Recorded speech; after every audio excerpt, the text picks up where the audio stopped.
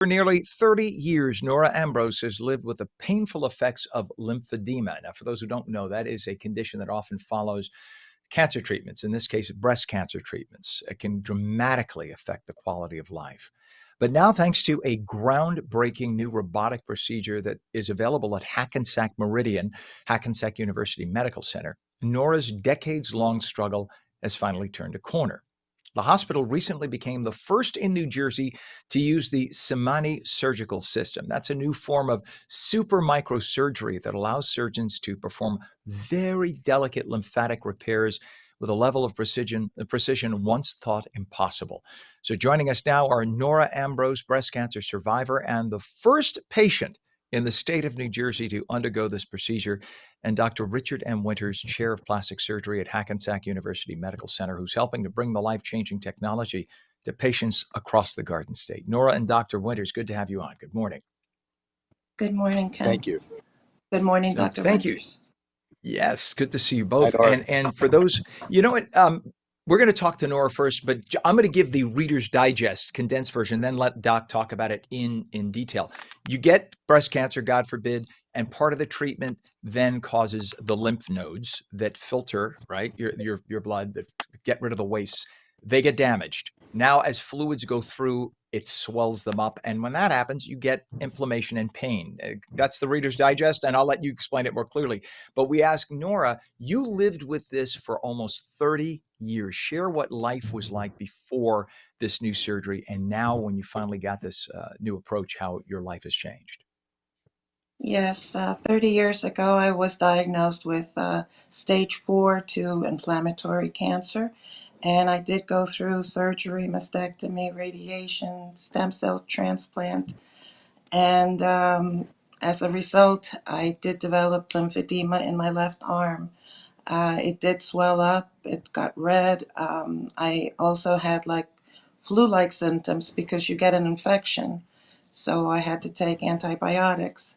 At the time, the only solutions that were given to me were physical therapy and compression sleeves. Well, physical therapy I could only do for so long, and I just depended on the compression sleeves to control the situation and antibiotics for the infections until I had my second bout with cancer, and that's when I learned about the lymphedema bypass and the new technologies that are now available for lymphedema patients. So how did you find out about it? Who told you about it? And then when you had that surgery, how has life changed?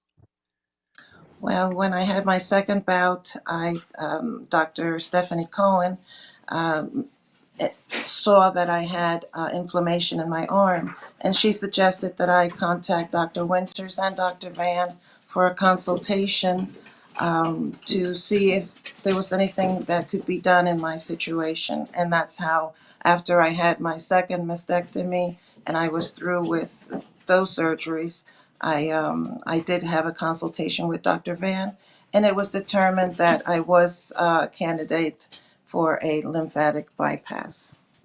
And how you're feeling today? I'm feeling great. The swelling has gone down. I do continue using a compression sleeve. I have an appointment with Dr. Van this afternoon, a 3-month checkup, and we'll just have to study it for the next 12 months and see if things continue on the right path. And now we talk to Dr. Winters. Thank you, Doc. I'm sorry to keep you waiting too. So this is amazing surgery.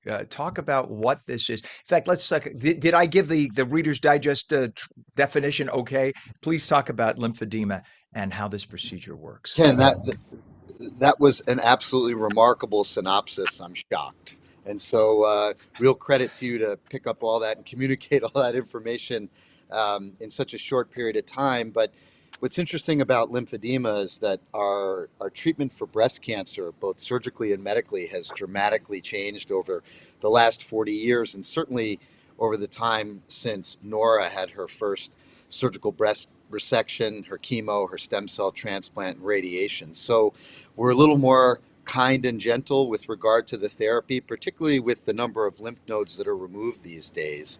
So even though the incidence of of lymphedema and arm swelling has decreased, there hasn't been a treatment available other than lymphatic therapy and massage, medical treatment with diuretics and other medications, antibiotics when you get infected, elevation, restriction of activity, and certainly compression garments. But as Nora has eloquently stated in other venues, the breast cancer patients almost hate their compression garment as much as they fear the recurrence of their breast cancer. And so a couple of very bright people in microsurgery and plastic surgery figured out that you could properly select patients by doing a study called lymphoscintigraphy, where you inject dye into the web spaces of the finger, and you can use a special type of X-ray machine to identify exactly where those lymphatic vessels are obstructed.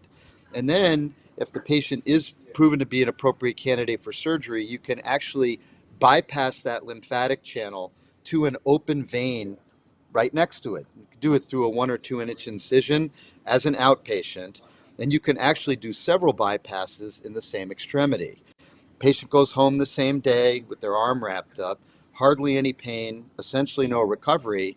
And then typically what you like to see over the first couple of weeks is a dramatic improvement in arm swelling as measured by the circumference at different points on the arm, and hopefully in symptoms like achiness and pain, and an improvement in level of activity, and certainly a decrease in the morbidity of things like infections that require medical attention.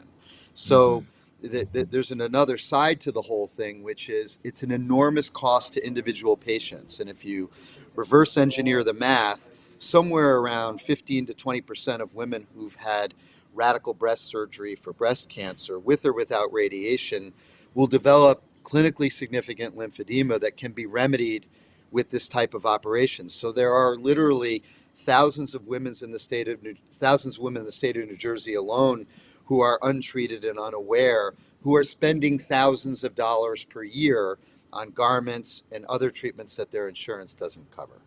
So, Amazing. Yeah, it is just amazing that we are in a state where you can now get to this point, because for women to say, is the treatment even worth the amount of pain and suffering I'm going to have later? But to have figured it out the way your folks have figured it out is just remarkable. Nora Ambros, breast cancer survivor. Yes, go ahead, Doc. I was just going to say a quick word about the robot, because it really is remarkable that we have such a progressive administration at Hackensack Meridian Health. They recognize the need, and we have a very robust robotic program in terms of our general surgery, urology, orthopedic surgery programs, and they were very quick to agree to purchase it and start the program. You really can't do this surgery effectively without the robotic technology. The vessels are too small. I don't mean to step on you, Doc. The computer's going to kick us off in about 20 seconds, but I have to thank you both. Nora Ambros, breast cancer survivor, Dr. Richard M. Winters, chair of plastic surgery at Hackensack University Medical. God bless you both. May you continue to have good health, and your incredible brain should be put on display for the great work you do, Doctor. Thank you both for coming on this morning. Thank you.